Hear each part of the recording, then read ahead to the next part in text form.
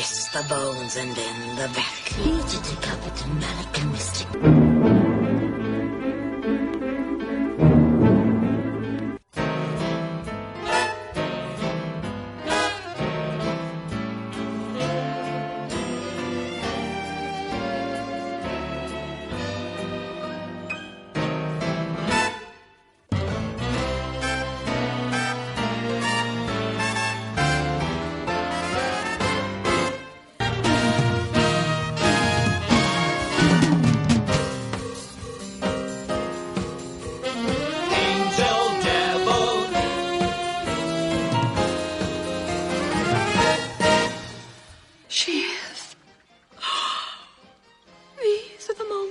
Make life worth living. Only happy endings. That's our recipe. So welcome to the movies.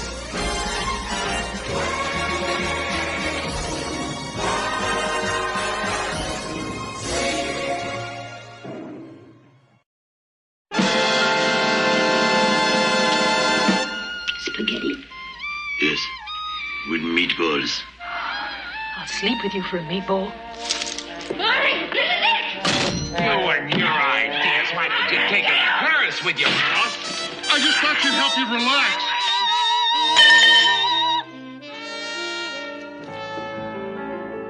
What the hell was that? B flat. It will work. Oh, Toddy, it will If you not. listen to me and do exactly as I say, in 6 weeks you'll be the toast of Paris, and we will both be very rich. Oh, ladies and gentlemen, the nightclub is proud to present one of the great entertainers of our time. The one and only Victor! Victoria!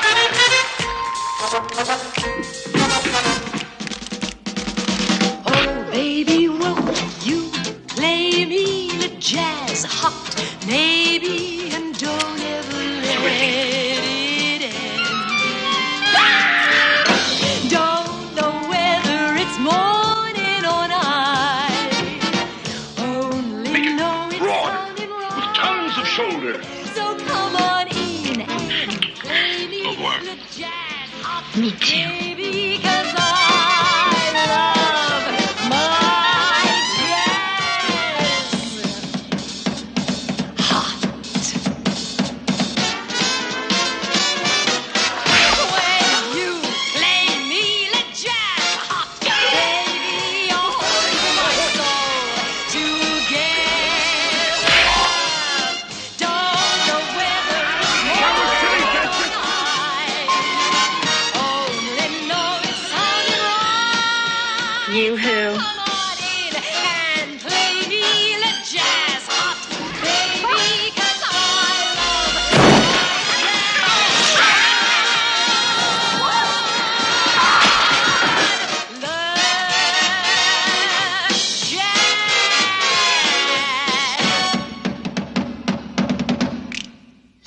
jazz hot.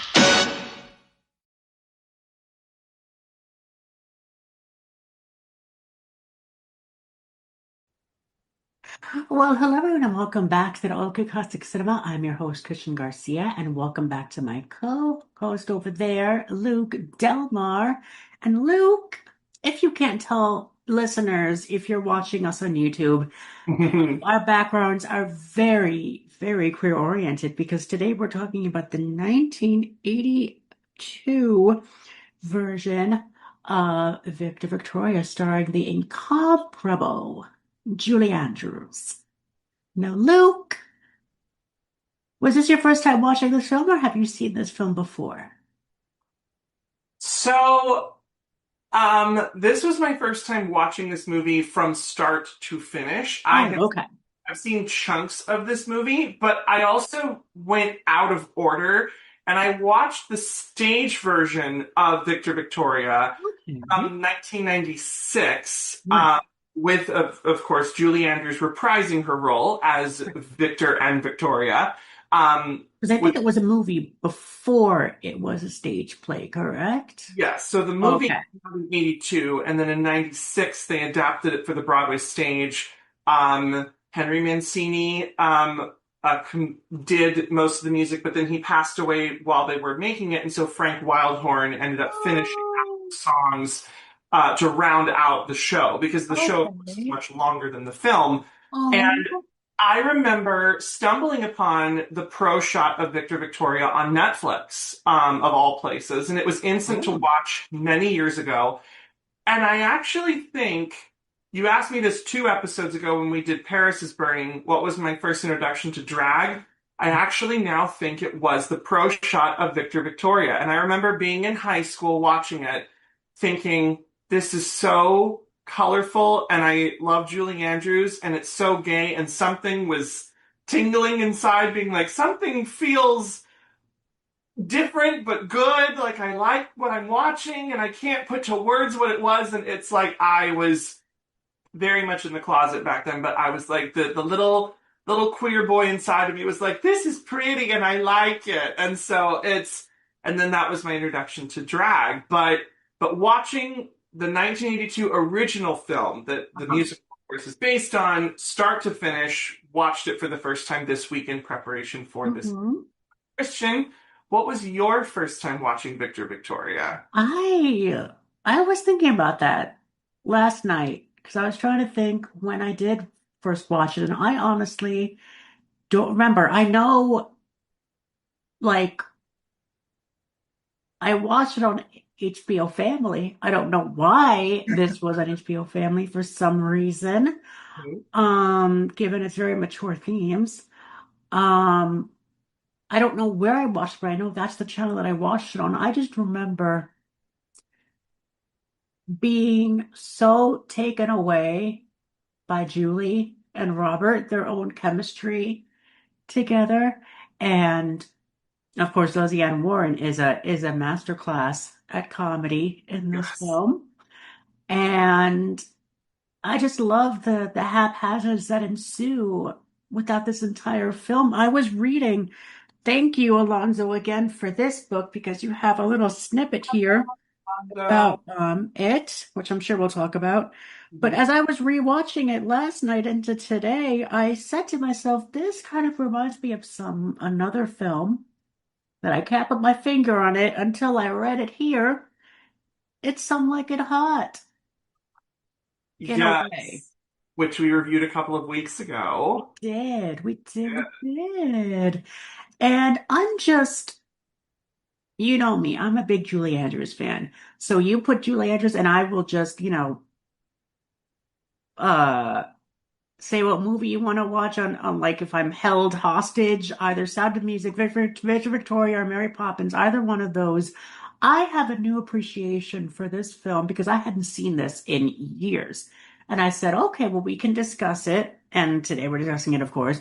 And I rewatched it again, and I was just I was taken back to my first watch it, but then I was just so overwhelmed with all the craziness and the acceptance that this film has that I never appreciated it as a kid because, as a kid, I'm like, what the heck am I watching? But now it's like it has a whole new meaning for me because whenever we see Julie embrace her masculine side of herself, it feels like a warm hug, if that makes any sense.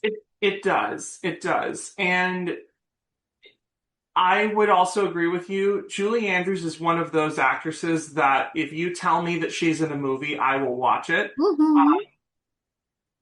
Other women on that list would probably be Meryl Streep, Emma Stone, and Margot Robbie, just because I love those women so much. So because I grew up also loving Mary Poppins and The Sound of Music, but then to see Julie take on this role is not that wasn't already a queer icon, but this just solidifies, it etched in stone that she is a gay icon for this movie. And before we go any further, I'd like to give our listeners and viewers some quick little details so we can jump in earnest, in full, to our discussion of Victor Victoria. So, directed by Blake Edwards, whose other filmography include Breakfast at Tiffany's, Days of Wine and Roses, The Great Race, and the Pink Panther film franchise. This movie, of course, is based on the 1933 German film Victor und Victoria. This film stars Julie Andrews as Victoria Grant / Count Victor Krasinski. Love that Polish last name that Toddy comes up with. The incomparable Robert Preston as Carol Todd, known as Toddy to his friends.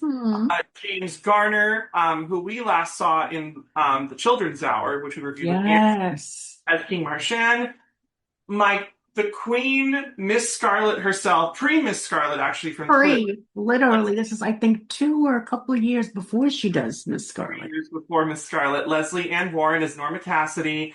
Alex Karras as Mr. Squash I Bernstein. love him so much. And John Rhys Davies as Andre Cassell, who is Sala in the Indiana Jones franchise and Gimli, I think, in the Lord of the Rings film franchise. And he's also in Princess Cyrus too, which Julie and him make another reunion. Oh my gosh.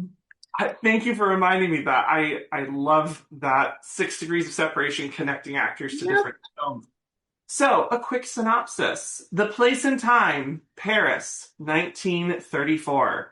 Victoria Grant, a down-on-her-luck soprano, befriends Carol Todd, aka Toddy, an aging gay performer who comes up with the bright idea of having Victoria pass herself off as a man, Count Victor Krasinski, who is a female impersonator.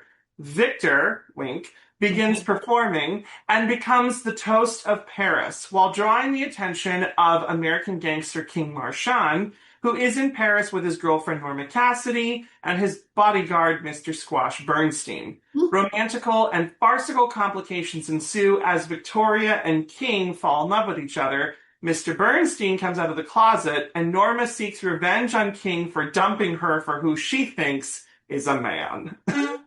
Released on March the 19th, 1982, made on a budget of $15 million, this movie grossed $28.2 million at the box office. This film got 7 Oscar nominations. Best Actress for Julie, Best Supporting Actor for Robert Preston, Best Supporting Actress for Leslie Ann Warren, Best Adapted Screenplay, Art Direction, Costume Design, and its one Oscar win, of course, was for Best Original Score for Henry Mancini. And this film is also ranked among AFI's top 100 best comedies of all time, ranked number 76 on their list. Some Like It Hot is number 1, which I love. And you can currently watch this movie anywhere you get your films, whether it's Apple TV, Amazon, or YouTube Movies. So, we talked about our introduction and our first memories of this movie. But Christian, what appeals to you the most about Victor Victoria? Oh gosh. Is it cliche to say Julie Andrews? No, absolutely not. I have that in my notes. From the first time that we see her doing an audition, singing Cherry Ripe of all songs, it's just, you're just taken in by her warmth and her exuberance. And then when we see her connect with Toddy, it's more of a kinship and a more comfortable brother and sister relationship that they have. And I appreciate that so much because you rarely get that. She's like, come. She's at the restaurant and she's like, come sit at my table. What are you doing sitting there by yourself? Come over here. And it's just, to me, it's just a very, Julie is just a very welcoming presence overall. I don't know if I ever told you this, but I actually met her a couple of years ago during her second memoir book tour, which she signed it for me. And yeah, again, I didn't know if I told you, but they asked us questions like, oh, did you want to ask like a question for Julie? And her daughter was there as well. And I didn't know, but Emma was like, well, Christian has a question. And I'm like, what? That's me. Julie knows I exist. Yes, she does. And it was just a very prolific. I eye-opening, jaw-dropping moment of trying to find all the verbs to put together because I can't. She actually writes her experience to making the film. I actually haven't read it in a minute, but I know that she had very fond memories while writing this memoir, writing about the film. And I know that she adored Robert Preston. I know that she had a massive crush, who wouldn't, on James Gardner. And it's just amazing how forward thinking a film this is at a time in the 80s when being gay was a very taboo thing to be. And I think this film really does put it on a pedestal where even though it's set in the 1930s, it was, to me, it's a very progressive and a very sincere film of acceptance. I'm going to keep saying that word a lot. I'm going to keep saying acceptance because that is what this film is. You don't put Julie Andrews in a film where she doesn't succeed. And this film, she does no other than be a sort of warm, effervescent fairy godmother in a way to all the queers of this film, especially what was his name again? Squash. We don't really see a big masculine football ruggish type of gay guy in a film that is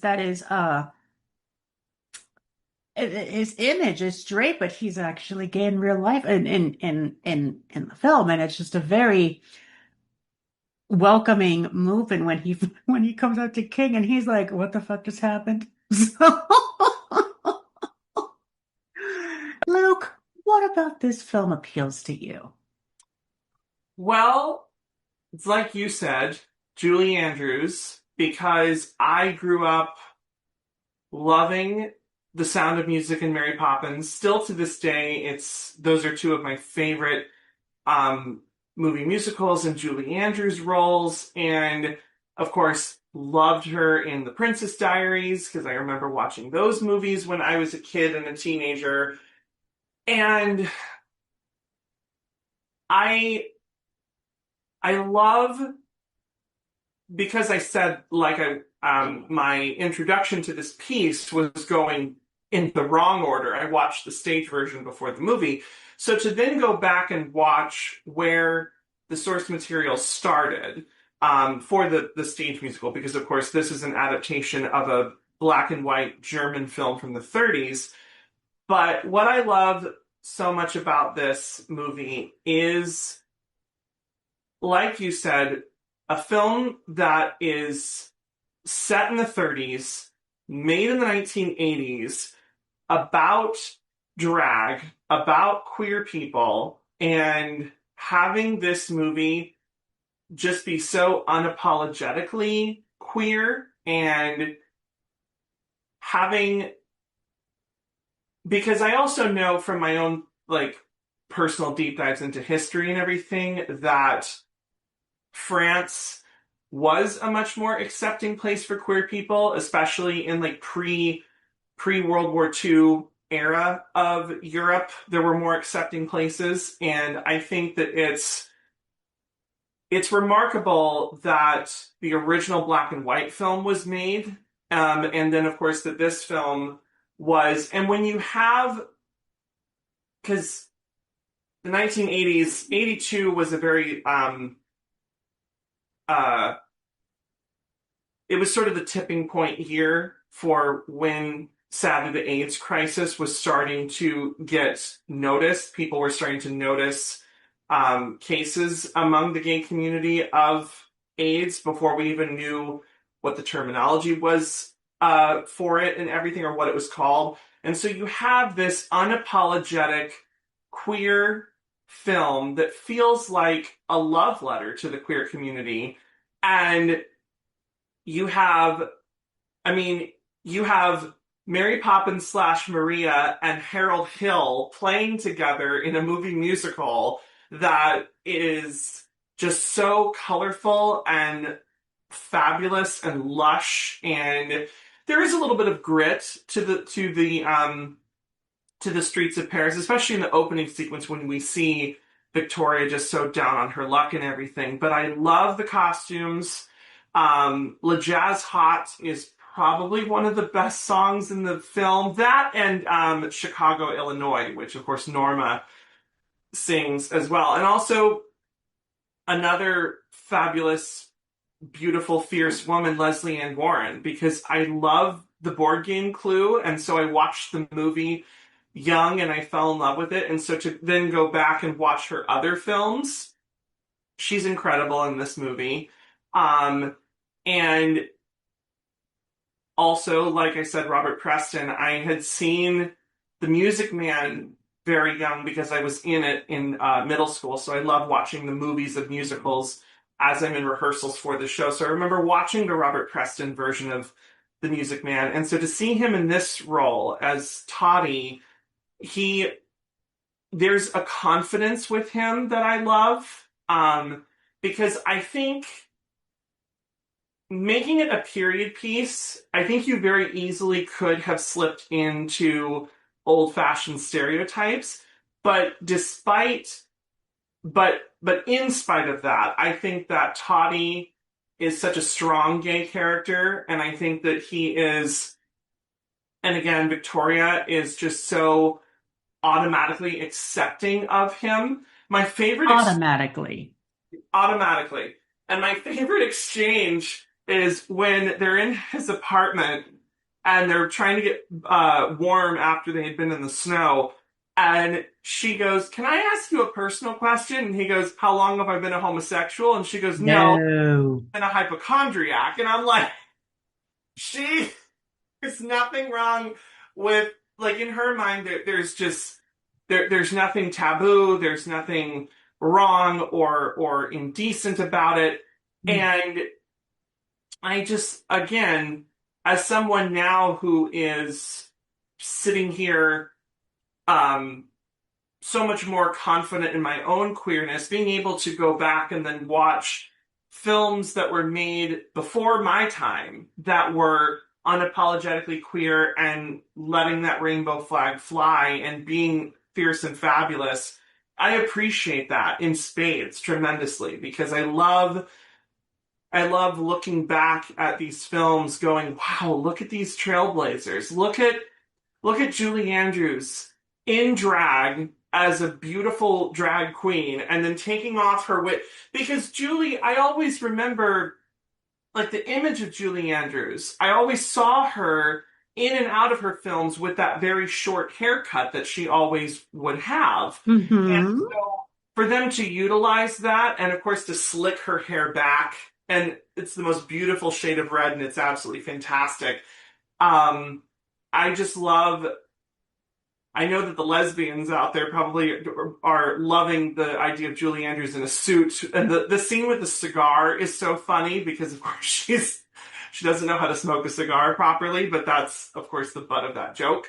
But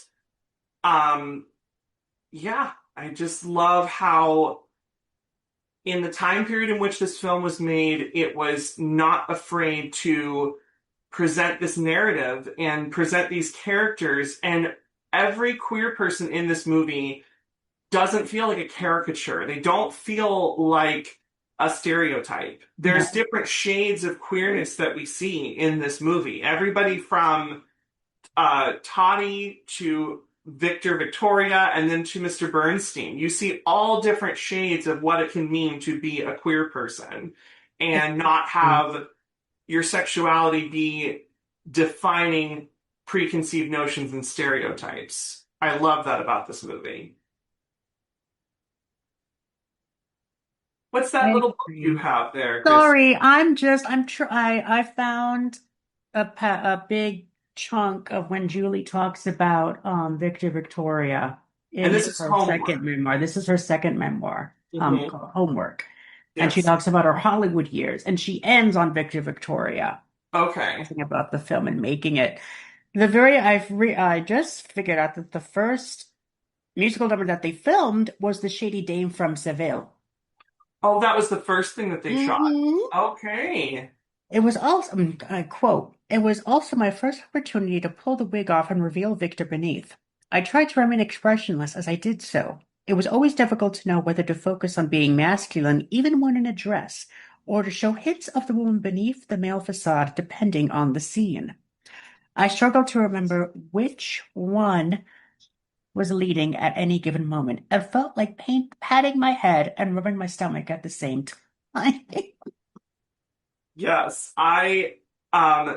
there's an amazing Vanity Fair video where she does a retrospective of her career, and when she Yeah. talks about Victor Victoria, Yeah. she says that exact same sentiment about how she was always confused of how to play the character. She was like, Mhm. was I actually a guy pretending to be a woman, or was I a woman pretending to be a man, pretending to be a woman? And but again, she looks back on this movie so fondly with the fact that this was one of her, I think this was one of her sixth or seventh collaborations with her husband, Blake Edwards, who directed her in a lot of films. Yeah. And he Directed her obviously, in SOB. yes, which I have not seen before, but I've heard is a very good movie. Yes. And um, of course, there's Breakfast at Tiffany's. Days of Wine and Roses is a very, like, that's a dark drama. The Great Race is a huge screwball Mhm. slapstick comedy with Tony Curtis and Jack Lemmon and Natalie Wood. Um, and then for him to direct a musical this way, and I think that also the musical numbers in this film are so great as well. I think that they also add to the queerness, because I think that because all of the musical numbers are diegetic in that they're set in the world of a performance venue, they're allowed to be the most theatrical that they can be. Mhm. And I love I love seeing the rehearsal process for Le Jazz Hot, like Victoria in her like suit and everything with the choreographer, like learning the moves, and then finally seeing her perform in that beautiful outfit, which of course is your background, the one with the fringe, the one with this amazing headpiece. Um, and it's not even it's like fringe as a wig. It's like beads as Funny enough, if you've seen the Megan Hilty did a little before Death Becomes Her was sadly taken off the stage. Mhm. Um she did her performance of For the Gays, and I believe this headpiece that Julie wears, Megan also wears. I think that's kind of like a nod to Victor Victoria. Yeah, and I love how there's a nod to that with the headpiece and the And a fringe. nod to meet me in St. Louis with the trolley. Yes, and I love how the fringe in Megan's Yeah. Madeline dress is the progressive pride flag, and then when they Mhm. rip the whole thing off, she's And Dorothy. it's Dorothy. It's like that couldn't Can like you get any more meta than Paul Megan Tazwell with was Glinda fully on deserving in Broadway his to Tony Curtis then put costume. on a Donna Dorothy costume with fake Toto and all? Yes, yes, yes. So Oh my again, gosh. Actually, speaking of the Jazz Hot, sorry. mhm, That's actually one of my favorite musical sequences ever put on film, ever captured on film. yes. Because you this is our very first introduction to this caricature of Hmm. Victor as Yes. as Victor. Hmm. So for me, this was actually, I think this was my first introduction to drag, and this was my first introduction to the movie, I think. I didn't see the beginning as a kid. I always remembered seeing this scene, and I was just so enraptured by it. I was just like, what is this? I need more of this. Where can I find it? And then that's when middle school me came along and I did a whole deep dive on Julie. And I don't know, this whole sequence to me just reeks of pride and reeks of just being yourself and understanding how big a movement that blues music had on the music industry. And I think this song really does it justice. Yes, I absolutely agree with you.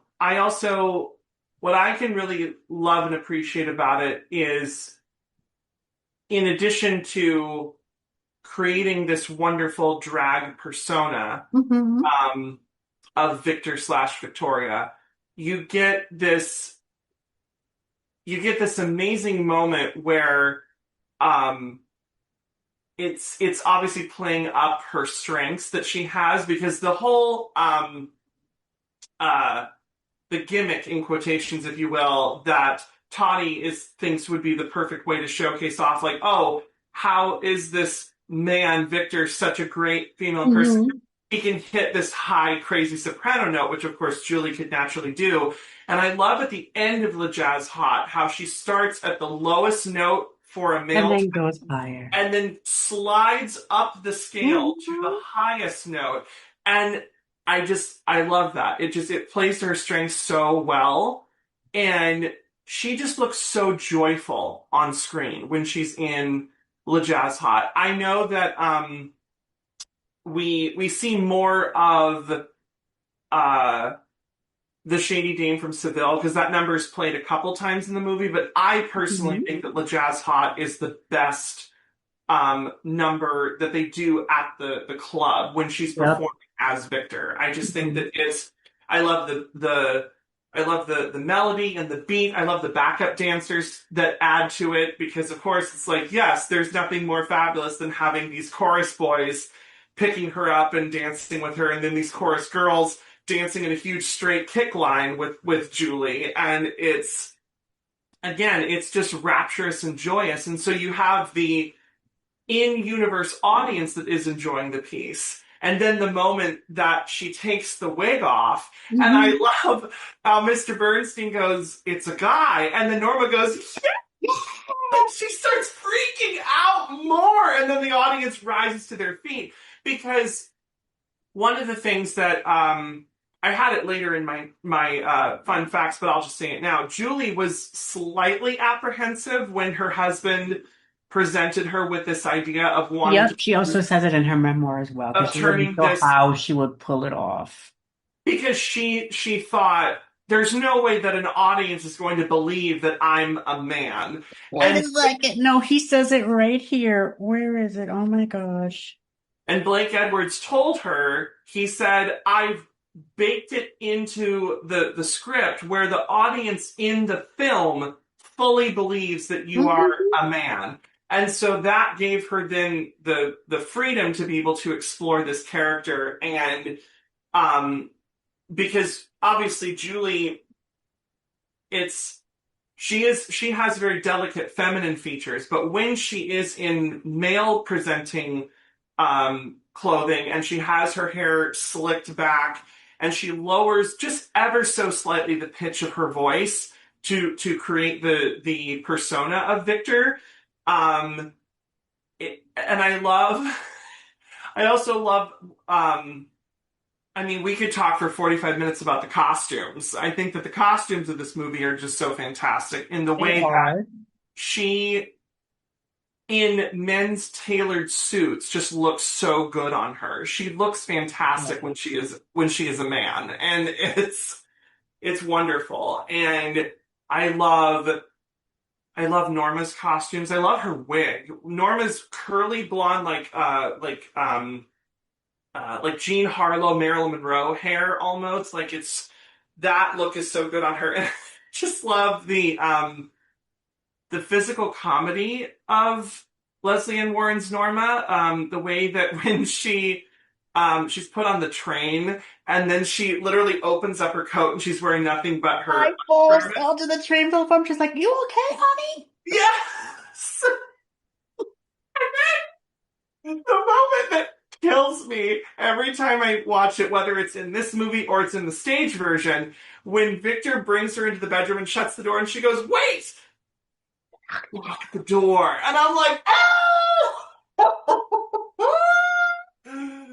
I love it so, so much. And I think that I love the addition, and I think that it's so smartly written narrative-wise when King, Norma, and Mr. Bernstein enter into the story, because then we have a bit of a love triangle, we have some romantic complications, but we also add comedy, a little bit, like, more comedy than we already had to start with. One of my favorite comedy moments is when they first go to John Rhys Davis's office in when Toddy wants to introduce Victoria. Yeah. And there's this guy who comes in and the secretary's like, no. She's like, well, during the only great exhibitioner that Mr. I forget his name sees Cassell. is what was the fucking name? It was the something the barber, and then he proceeds to do this acrobatic act in front of her. Yeah, And it keeps getting crazier and crazier. He jumps on top of her head, does a handstand in the air, and as Julie does this high-pitched C note, the glass shatters and he falls on his ass. And I'm like, that is peak comedy right there. yes. If you want to know how to make a comedy film, go to Blake Edwards. Oh my gosh. The comedy of this film reminds me so much of the comedy in Breakfast at Tiffany's. It's silent, it's there, and it's just taking over the whole screen. The whole cockroach incident in the restaurant, that reminded me so much of the party in Holly Golightly's, that big crazy ass party when everyone's going crazy. There's a woman crying in front of a mirror, then laughing. It's like you have all these different elements, but they all piece together, and it's like the waiter's like, well, if you're not going to pay for the salad, I assume that you don't have a cockroach in your salad. And then all of a sudden, this big woman just has to jump up and say, oh. And then after that other patron in the restaurant screams because the cockroach is on her leg, goes haywire. The camera cuts out to outside the outside of the restaurant. So we don't hear anything. It's silent. You could hear a pin drop. But yet you as the audience can already figure out the everything that is happening in that. Like you don't have to hear it. You could hear it in your mind. You know that's the beauty of this film and Blake Edwards' direction. Yes, it's like he's telling the audience like you don't have to hear the craziness that's ensuing. You just have to see it, and you'll know what the heck's happening. Yes. I also. It's another one of my favorite comic exchanges between Norma and Toddy when they meet for the first time in Victor's dressing room. And when Norma finds out that Toddy is gay. Oh no. I also, for the record, I do love how every time that someone says the word queer, using it back then in the 30s as a derogatory term, people correct them and say, no, we prefer gay. And then Norma goes, but you're so attractive. It seems like such a waste. And he goes, trust me, it isn't wasted. And then she goes, I bet the right woman could reform you. And he goes, who knows? Maybe the right woman could reform you. And she goes, me give up men? Never. Remarkable. You took the words right out of my mouth. And I'm like, that's it. That's the best exchange in the whole movie. I think it's amazingly funny. It's just, and the way that Robert and Leslie play that. Their timing is wonderful. It's so perfect and funny. And it's, again, I know, like I said, from my history, that pre-World War II, Europe was a much more accepting place. There were a lot of queer spaces in Europe, more so out in the open, like cabaret style performance. Even if people couldn't be legally married, there was an acceptance of the art form of female impersonation in adding to the performance space of it all. And I think that's, which was much more progressive than what Even if you look at Marlene Dietrich in what was that movie? I know it's here. I just Morocco. Morocco. I just passed the page. It's remarkable how, I mean, I don't know if you listeners, you can't see this, but Marlene Dietrich is, I need to see this film. I've never seen it, and I do know that it is on our list to discuss, listeners and viewers.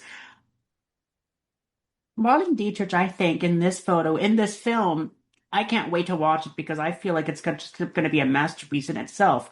But looking at her now and then looking at Julie, it's like Marlene paved the way for Julie to do this. And I think it only goes to show how far cinema has come from Morocco coming out in 1930. Yes. 1930. 2 years when this film with Victor Victoria is set in 1932. It just goes to show you how accepting cinema is in an art form of itself. And I think that's one of the main reasons why I asked you and I created this frickin' podcast to begin with, because cinema itself lends the camera to its own way and pavement of its own yellow brick road of acceptance. And this film, when we're talking about it now in 2026, is groundbreaking. Sorry. I have a lot more to say, but I want to keep going.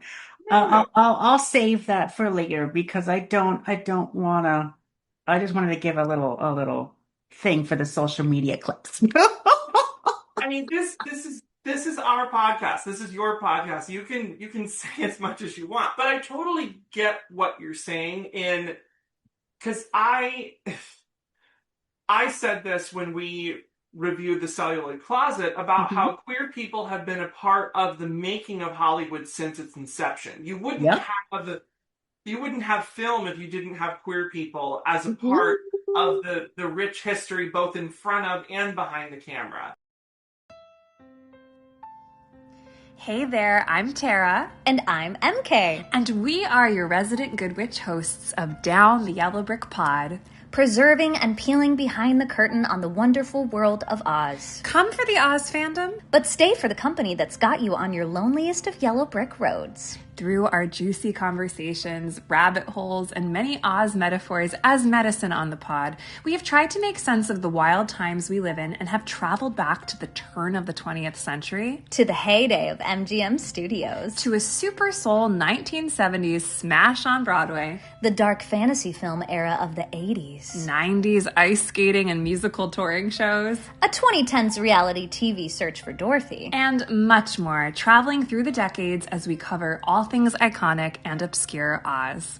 For us, Oz has become a portal to continuously revel in history and human connection, holding space for this magical land we all have ingrained in us and the multi-layered rainbows we each are. You can find Down the Yellow Brick Pod wherever you listen to podcasts, on Patreon for exclusive content, on Etsy for show swag, and on IG for an accompanying scrapbook to our episodes, community, and our guests. Can't wait to hang over the rainbow. See you in Oz.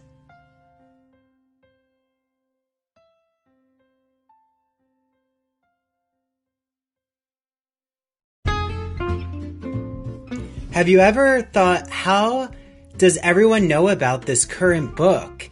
And why are they running to the bookstores and libraries to get their hands on it? Or everyone's talking about this TV show, but I feel like I'm binging it months after all of my friends and family. Well, then I have the podcast for you. Hi, I'm Dr. Andrew Rimby, the host and director of the Ivory Tower Boiler Room, an arts and culture podcast. We discuss here LGBTQ plus society and culture, literature, TV, film, true crime, academic conversations, and pop culture. You can listen to us wherever you get podcasts, specifically Spotify and Apple. Make sure that you follow us on Spotify or Apple, rate and review us, and follow us on Instagram and TikTok at Ivory Tower Boiler Room. We hope you enjoy the podcast.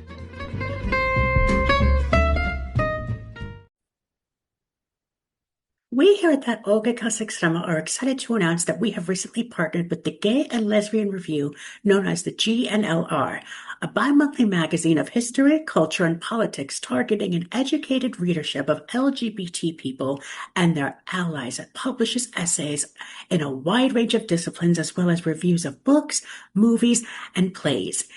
Each issue has a theme, and its current issue, Victorian Times, explores some of the 19th century writers who first put legibly queer characters and actions on the page.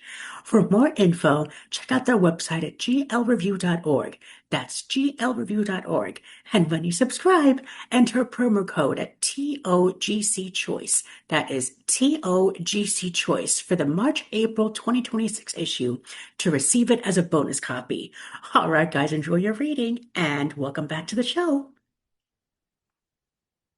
And I love how this movie is about the art form of drag in the performance spaces that were created so that queer people could be themselves. Yep. Whether they were performers or whether they were patrons, the fact that you have gay clubs and gay bars that were very prominent in Europe, like I said, pre-World War II, and Paris and France, especially as a country, was very accepting. We just talked about Marie Antoinette and how fabulously gay the Rococo period was, but then you have the 20s through the 30s, where you have everything from the flapper to jazz to burlesque and cabaret, and all of these elements combined together. You also have the rainbow sparkles that are sprinkled on top of that art form that just made it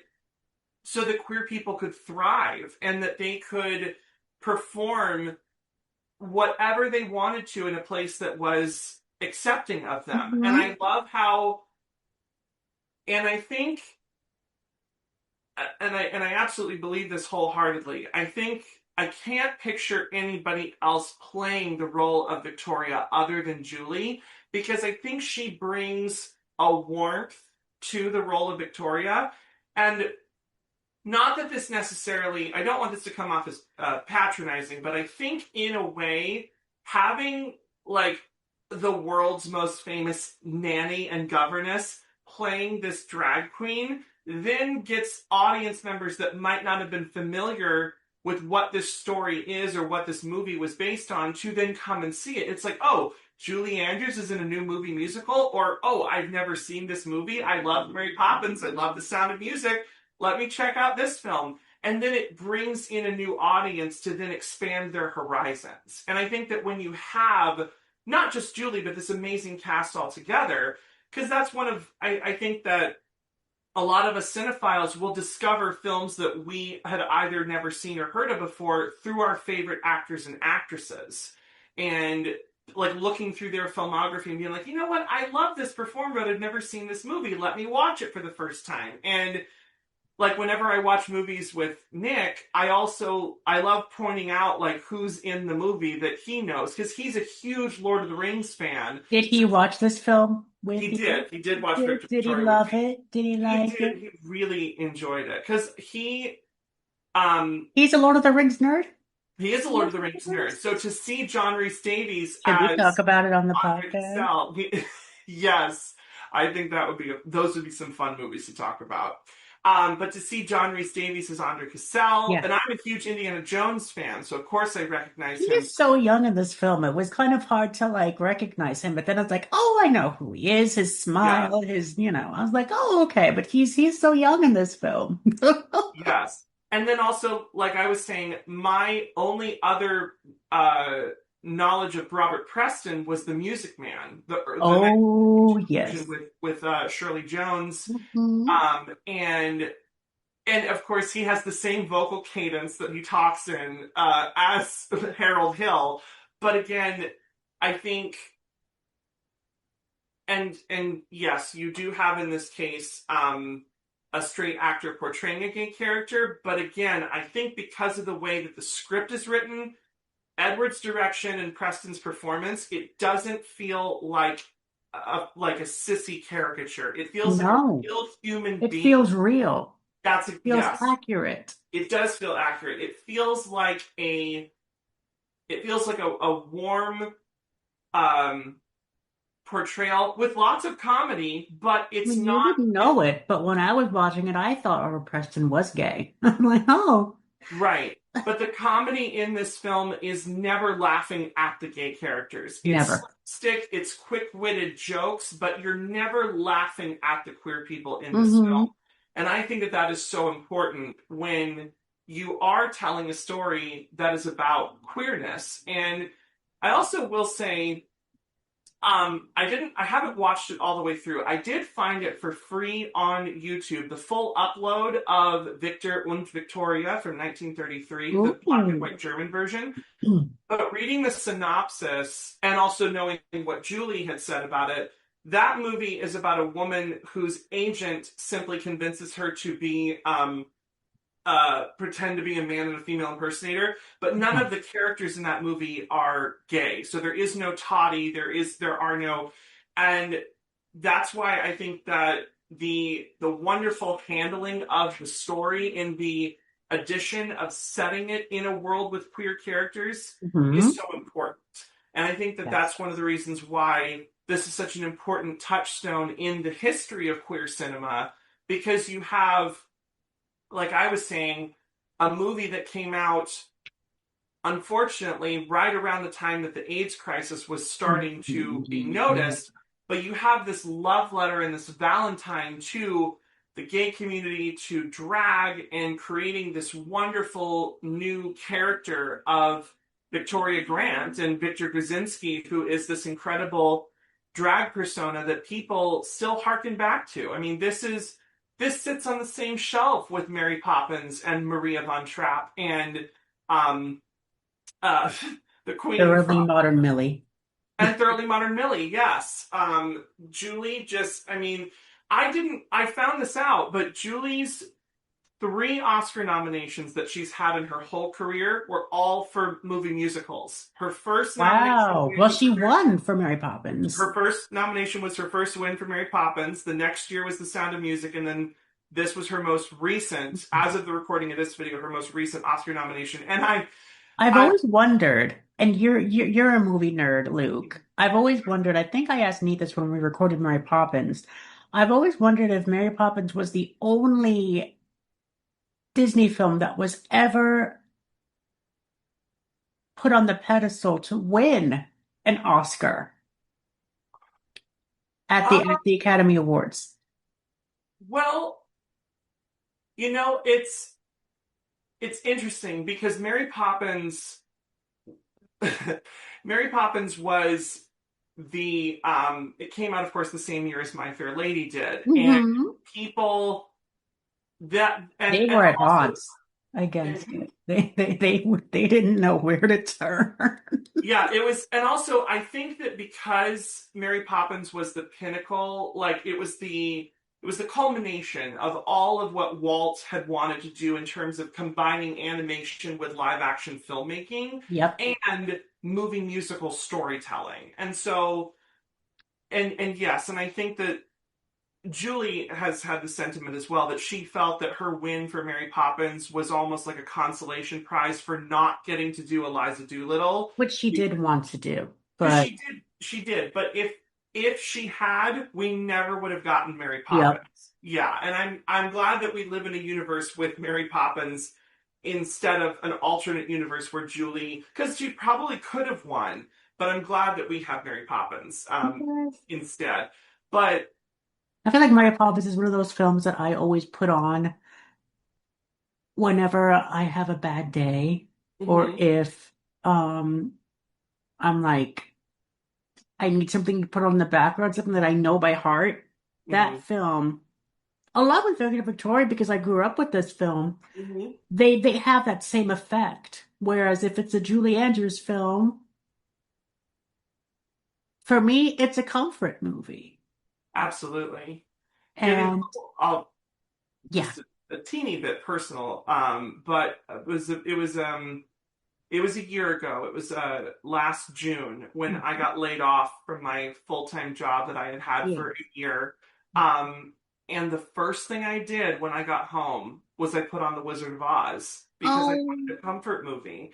And I was updating my resume and sending out new applications and filling out unemployment paperwork while I had The Wizard of Oz in the background because there is something so comforting about not only the movies we grew up with, but the movies themselves being these an wonderful escape. like escapes. Exactly. And I think that what I also really appreciate about this film is This film is also an escape this because film it is also transports you back in time. And I also read in this little snippet here that where is it?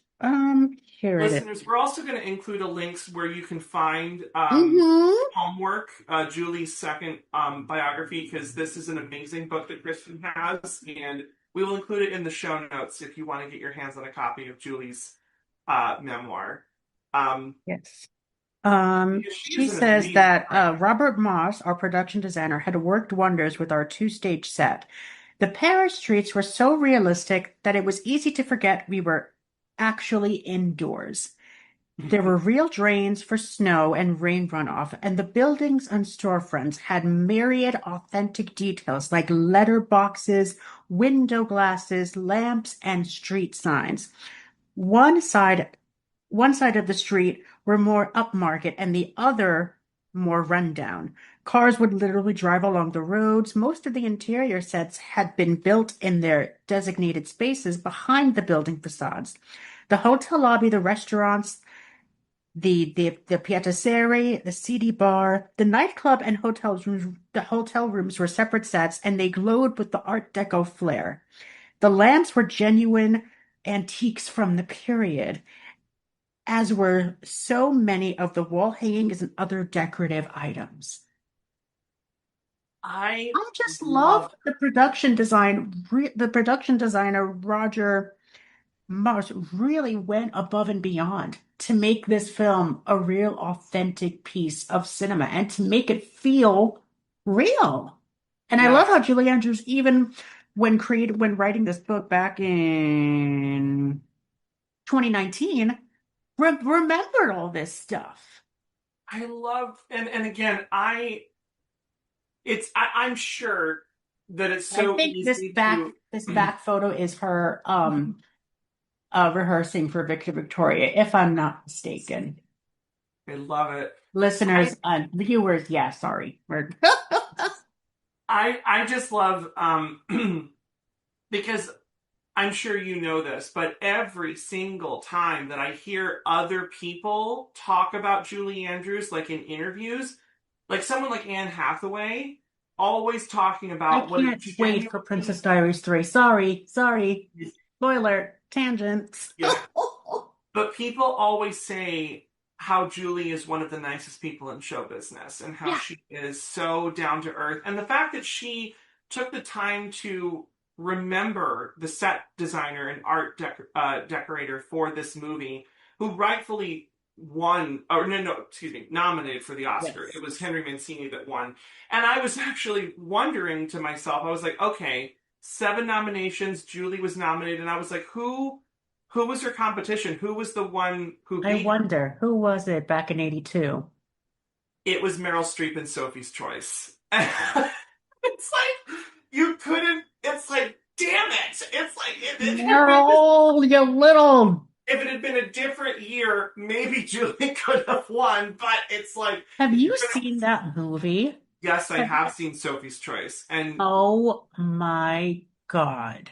I had always, again, been Can aware we of talk that. about that film? No, maybe it's too depressing. Well, But I mean, if we want to, listeners, if you're interested, we could absolutely do a review of that. this is film. us as like, even though we're talking about another movie, No, it's because like we're already like, you're like, do we talk about it next? Do we talk about this one? But anyway, keep going. well, no, I was just because again, I love I love looking through, like I said, actresses' filmographies and finding gems or finding new things to love from their Yep. work. And I won't lie, I do think that because of the just how big and iconic the Sound of Music and Mary Poppins Mm-hmm. are, I think they might slightly overshadow Victor Victoria. But listeners, do not sleep on this if you haven't watched it. If you're a Do fan not. of Julie, you need to watch this because this is such I think it's an important film in her filmography. I think that again, knowing what an ally Julie herself is to the queer Mm-hmm. community, making this movie in the 80s when she did, that her husband wanted to write it with more queer representation makes it so wonderful. And I Yeah, think that's what makes it so much more powerful and it magnetic. does, it does. And I think it also, like, it shows a growth in Blake Edwards Mm-hmm. because famously or infamously, when they made Blake Edwards directed Breakfast at Tiffany's, and when they made that film unfortunately was made under the guise of the Hays office, and the Hays Code was still like lingering. It wasn't as tight of a grip, but it still sort of like lingered in the early '60s, and Because Breakfast came out in 62. Okay. the same year that the Children's Hour did. It was the Oh, exact yeah. same year. So It's funny how Audrey did both of those films at the same time. Both of them, though, totally different. Completely, totally different. But what I think is so fascinating is that you had Blake Edwards, who directed Breakfast at Tiffany's, where unfortunately he was the biggest, loudest voice in wanting to make Mr. Yunioshi such a prominent comedic character, which unfortunately makes Breakfast at Tiffany's for me. I'm glad there isn't any of that in this film. Thank this God. But stick with me on this. Yeah. So you have him 20 years before making Breakfast at Tiffany's, where he watered down the homosexuality tones from Truman Capote's original book, and then plays up this racist stereotype. Yep. Fast forward 20 years later, he makes this movie and wants to include more queer characters and creates an atmosphere and a narrative that is more prominent and makes, like you said, an accepting atmosphere. They're not, we're not laughing at these queer characters. We are embracing them in universe and as an audience. What were you going to say? And I love how you were talking about how he made Yunioshi as like this comedic foil thing, like for laughs and giggles. Yeah. Whereas in Victor Victoria, he does the complete opposite. He doesn't use queer people as a sort of pedestal for laughter. The only thing of laughter that is in this film are the fight scenes that incur throughout this entire film. The cockroach scene in the cafe. The cafe, all the bars. The most popular one, I think, was when they meet his Toddie's ex-lover again with his family in the bar, and it's like, whoa. Todd rips off his mother's wig. It's like, oh. I love that. I actually, it's the first time that we meet. So Richard is Toddie's ex-lover, who actually in the opening shot, we see him wake up in bed next to Toddy, and then when they go to Toddy's to the gay club that Toddy works at, he is obviously like. Wait, you missed the part when Toddy first gets the idea of Victoria becoming Victor when Victoria beats Richard up. Yes, but it's the scene before that where he sees Richard with all of his family he's brought, and he tries to put his guests on the spot, and then he goes to the gentleman. He goes, you should be ashamed of yourself, bringing your sweet old mother to a place like this. And then that's when it turns into a fight. And then when Richard shows up the next morning looking for his clothes, and Julie is hiding in the closet, she's then put on his clothes and just whacks him in the face. And it's so funny the way that it's like he already has like a bruise here, and then he comes back down to the taxi with like him holding his nose, like, some guy broke my nose, and then he's got more blood coming down and everything. And it's the physical comedy, and also in the second fight that happens in that same one, when Julie punches James Garner in the face. By accident, she's like, "Oh my God, I'm so sorry." Because she didn't realize that was him. But yeah, when she grabs that one woman by the hair who's hitting another person, and then she accidentally rips her hair off to reveal her stark white hair, almost reminded me of the fight scene in the bathroom in Valley of the Dolls when Patty Duke rips off Helen Watson's wig to reveal her white hair. It's like, and we will talk about that movie at some point in the future. But yeah, the comedy in this film it's earned, it's organic, and it's also, I think, when you have, I think that because comedy, I've one of my favorite video essayists, Lindsay Ellis, has said this, that comedy is unfortunately one of the few genres that can age the quickest because of the changing times and whatever. But I think that certain types of comedy, like screwball slapstick, is something that is ageless. I remember showing my friends recently Bringing Up Baby, and they had never seen it. And every time that there's a pratfall, every time the scene when Catherine and Carrie fall into the lake and they think that it's shallow water and they completely fall underwater, it's funny. And then in this movie you have not only slapstick comedy, but sharp, witty dialogue that's also funny as well. And I'm so thankful, like I said before, that they did not use the queer characters as comic targets or punching bags. They are real people that are genuine, and it feels authentic and lovely. And I also think it creates a wonderful conversation, because I want to talk about my favorite scene in the whole movie, which is it's a dinner scene with King Marchand, Victor, Toddy, and Mr. Bernstein is sitting off at a different and the King, throughout the whole movie, of course, is convinced that Victor is not really a woman. Yeah.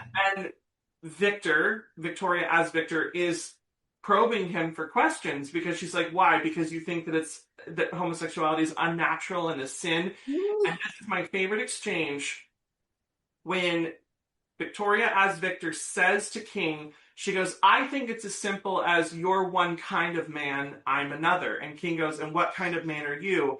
And Victor says, one that doesn't have to prove it to myself or anyone. And that, as a queer man, hits so hard. And it's like... That's why I said when I rewatched it again, many years later, after I haven't seen it in a while, that scene hit me the hardest. I agree with you. It's just, Julie knew what she was doing when she signed up. But again, I understand. She was very hesitant. She wasn't sure if she could pull it off. But thankfully, her husband talked her into it. Everyone from the set made her feel welcome. It wasn't as if they didn't know that this was, it's not a joke. We're making this. So people who don't feel included in films are. in this film. And I think that's what makes this film even the more poignant. Because, yeah, that whole dinner scene actually for me just rings a lot deeper than it did when I first watched it growing up. And I'm just grateful that it exists, and it's a part of cinema that will never be erased. Exactly. And the fact that it is that line in universe is being spoken by a woman who Victoria as a character Mm-hmm.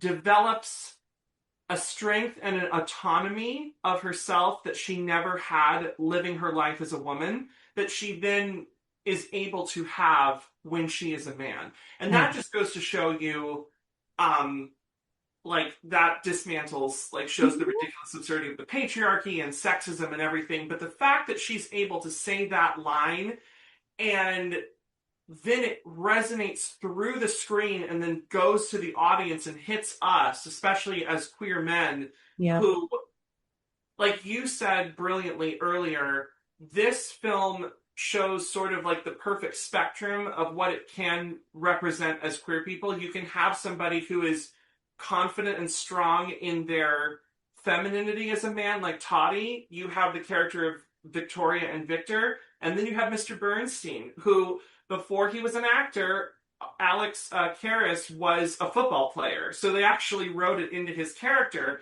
But it's not a ding against his masculinity or him being a man. And it's like that singular line sums up the whole thesis of not only the movie, but what I think is, at least as a queer man, I think one of the hardest things that we have to learn is that we are a different kind of man, and we don't have to prove ourselves to the heterosexual community that we're still men, even if we are either in touch with our feminine side or we find other men attractive. We are, and it's wonderful the way that it's shot, the way that it's written, the way that she acted it, and the way that line actually resonates with King, and he gets it. It's so important, and I think that is probably my favorite scene in the entire movie. I mean, the musical numbers are great, but my favorite dialogue scene is definitely that one, because it is so poignant and it is so beautiful. Oh, Luke, we still have one more topic to discuss, and it's one of your favorite topics of all time. Well, yeah. Before we get into our fun facts, we have been talking about this, but let's answer our question. How does Victor Victoria hold up? This movie is well over 40, almost 50 years old, but how does this film hold up after all these years, Christian? Oh gosh, I think I know I've said it before. I know I said it in the beginning, but rewatching it now in a modern lens, it to me it resonated, like I said before, it resonated a lot more to me now as an adult than it did growing up, because now I understand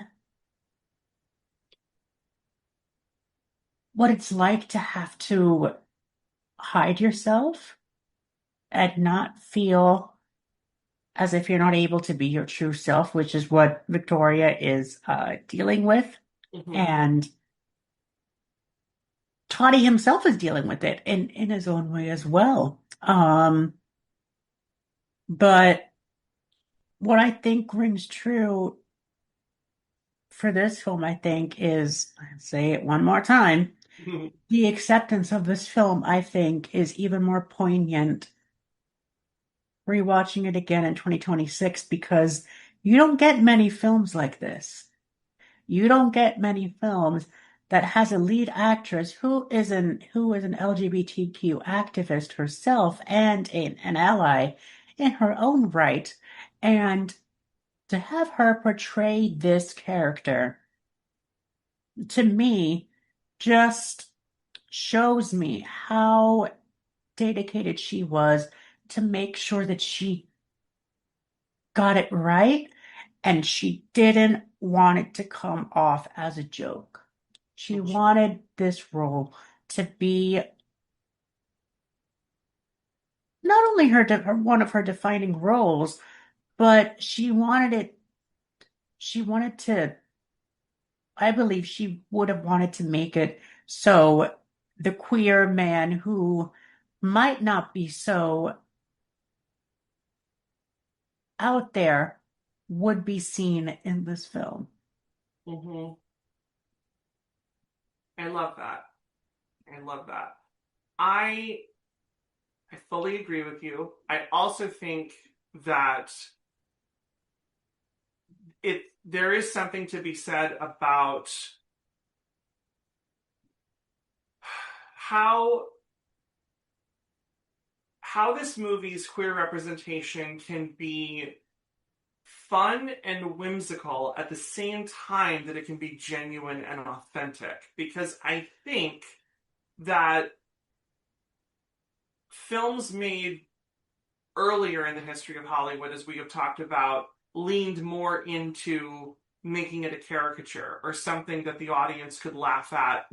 And this movie has so much heart.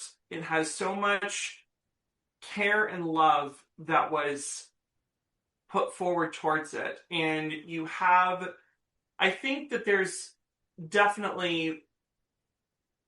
there are obviously movies when actors and actresses make them, and there are queer aspects to the film that get embraced that are unintentional, that become uh, taken in by the queer community, and we love these films, even if the original intention was not to make it queer. But it's different, and it's extra special when you make a movie for the queer community, and we do love it, and we do embrace it, and you can tell that even in the 1980s, how this movie was made with so much care and love and just an accepting, warm atmosphere.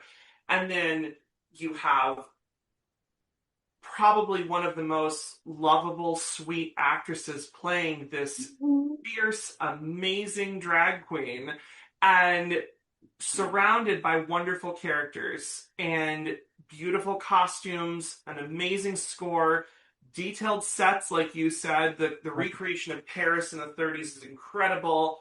I love the use of color in this movie so much. I think that I love the pink aspect of the nightclub and everything, and I love every time that we see Victoria performing that it's in a different, huge, elaborate set piece with all of these amazing dancers and a message at the center of it that is love and the way that you walk through life in your own gender does not have to be so rigid and strict. Because one of the things, we didn't talk about this, but I will just mention it now, is the fact that King says that line when he says, "I don't care if you are a man," and then kisses Victoria. It's like the fluidity of sexuality and gender. It doesn't have to exist in these rigid binary structures. We can have fun with it, and you can explore, and you can find your strength in however you want to present yourself. And there is a strength in being queer that I think that this movie exalts tremendously, especially for me, for the characters of Victoria, Toddy, and Mr. Bernstein. Those are the three characters that I think show the different wide range of strength in their queer experience, which I love so much. All right. Shall we get into some fun facts and scenes trivia?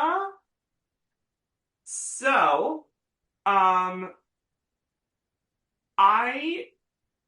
as I mentioned earlier, Blake Edwards was the director of the Pink Panther film franchise. And when he originally came up with the idea of creating an American musical version of Victor Victoria, he wanted his wife, Julie, of course, to play the lead, and he wanted Peter Sellers, who was Inspector Clouseau from the Pink Panther franchise, to play Toddy. Oh. He originally did that, but sadly, Peter Sellers passed away before they were before they could even start the movie, and so then because of his filmography in movie musicals like The Music Man and Mame, they approached Robert Preston to play the role of Toddy, and then of course the rest was history, and he was just so absolutely perfect.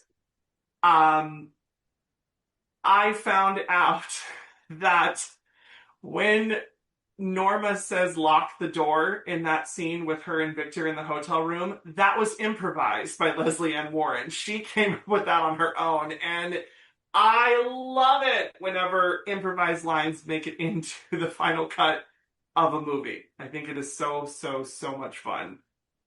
And then this made me laugh. There's that scene where Victor is rehearsing for Le Jazz Hot, and there's a group of backup dancers. At what? Were you going to say this one? No. There's Toddy comes up behind these boys that are in the chorus and everything, and one of them said, "Ugh, he's a phony," and someone said, "Well, whoever, even if he's a phony, I think he's divine." That was Blake Edwards' son, Jeffrey Edwards, who was Julie Andrews' stepson that made it into the film as an extra. And I love that line was said by Blake Edwards' son that he got to put in the movie, even if it was for one little moment. I'm like, oh, that's really cute. I love that. I've got a couple more, but I want to pass the mic over to you if you have any. I don't. Okay, then. Sorry.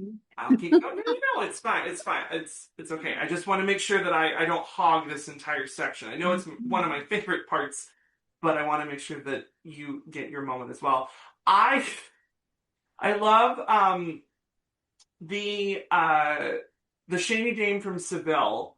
The dress that Julie wore is the same dress that Robert Preston wears. It was the same costume, but they had to pin it tighter on Julie because she obviously had a smaller frame.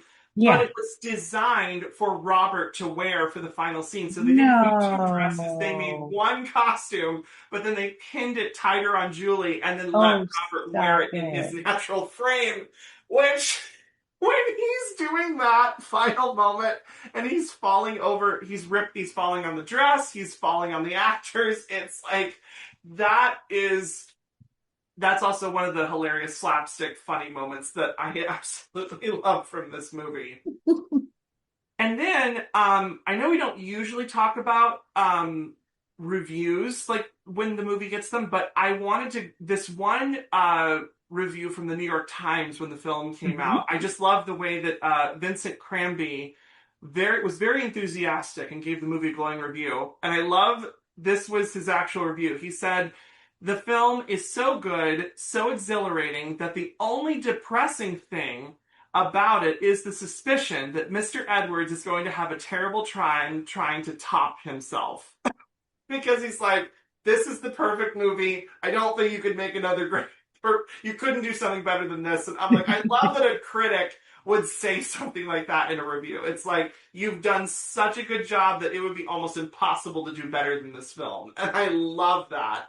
Because sometimes the New York Times can give like backhanded reviews or bad ones, but I love it when there's a rave review and even that little like wink and being like, let's see you try to do something better than this. But I also didn't know that Blake Edwards had directed The Great Race. And I remember loving, again, lots of slapstick humor in that film, but that's a hilarious, ridiculous screwball, like romp around the world movie.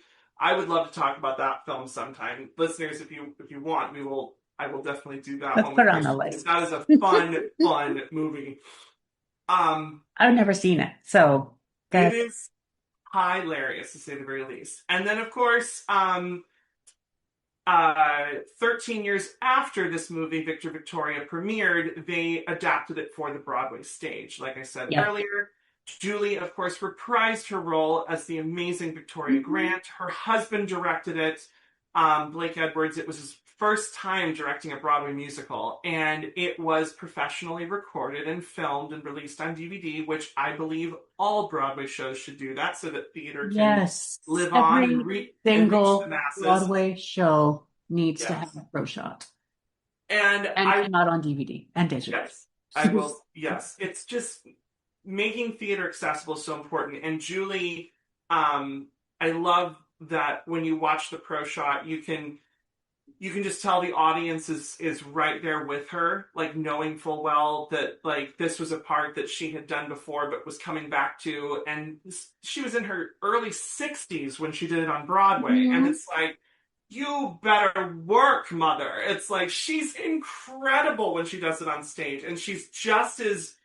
And I love that they punched up the script to be a little bit more funnier. I like that they gave more songs to certain characters. And on a sidebar, if there was anybody that was going to take on the mantle of Leslie Ann Warren, Rachel York kills it as Norma in the pro shot. She is so funny. She is hilarious. She takes everything wonderful about Norma and then dials it up to a 15 and makes it even Wow. funny. So, yeah, if you get the I need to chance, see where I can get my hands on that pro shot. someone uploaded it to YouTube. Some gracious soul. But opening on YouTube. So, listeners, we will include in the show notes the original black as well as the and white. link to Julie's memoir, which Yes. she reads herself, which I actually have both audiobooks for this one and her first memoir. So So we will definitely include the link to Homework. And also, one more time, we want to thank Alonso here all day for creating a magnificent book. As you can see, Marlene is on the cover of the book, and I just can't thank Alonso enough for his contribution to Pride itself and to the queer community for creating a book like this. So thank you, Alonso. We can't shut up about you. So no, we will never be able to shut up. Continue to sing your praises. Because I remember finding this book in Barnes and Noble and taking a picture of it, being like, I'm going to add this to my book list. And then the fact that we were able to connect with Alonso in the way that we did, and he was like, "Do you guys have my book?" And we're like, "No, we don't." We won't. It's like, give me your addresses and I'll send you a copy. And I'm like, okay. We'll never, because this book has also given us so much context into the movies that we've talked about.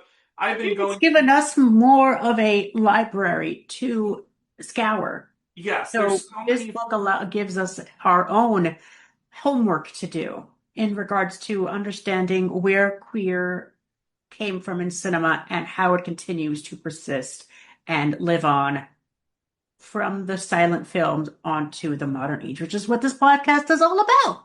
So, exactly. And one of the things I will also, once again, shout out to Alonso for the way that he structured this book is that he'll talk about movies that have a queer impact, but then he'll also go into the stars, the actors and the actresses. He'll give a little bio.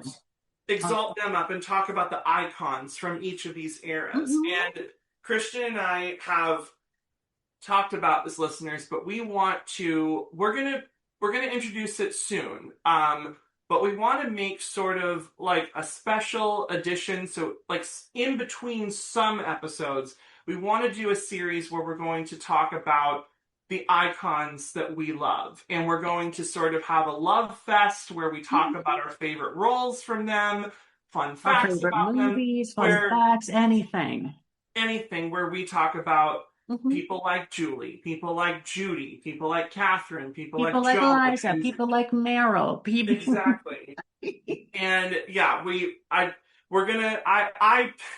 I pitched the idea of calling it Diva Worship, but we'll work on the title. We're workshopping. We'll workshop it. But a series where in between, like every couple of episodes, we would do a special spin-off where we just focus on the actor or actress. Yes. And just wait till September. We have a whole month of something special cooked up for you. We won't tell you what it is yet, but we have a whole month dedicated to it. So September keep is our going mouths shut on that because you know me, I'm a little blabbermouth about certain stuff. And also, we've got some special guests coming for some upcoming Yeah. that Christian and I are super, super excited and pumped about. So, listeners, once again, thank you so much for listening to that Old Gay Classic Cinema. Me and Christian are just so happy that people have found us, that people continue to love our work. I am so happy, of course, of Christian to be a part of this. Like I say, every single time we record, I'm just so grateful. Don't get tired of it because you're going to have to keep saying it. I will never get sick and tired of it. But of course, you can find that Old Gay Classic Cinema here wherever you get your podcasts on YouTube. So be sure to subscribe to us for the visual companion that comes with the episodes. If you're listening, you can subscribe to us on Apple Podcasts, Spotify, wherever you get your podcasts. Be sure to subscribe so that you get notifications every time a new episode goes live. And you can follow us on both Instagram and TikTok at that Old Gay Classic Cinema for clips of our episodes and also updates on when we're going to be posting. And of course, you can follow me and Christian individually at each of our respective handles. But until next time, listeners, take a trip back to Paris and put on your fabulous fringe outfit and go watch Victor Victoria. If you haven't watched it at all, or if you want to rewatch for it, I hope this podcast inspires you. But we love you all. Thank you so much, and we'll see you next time. See you then. Bye. Bye.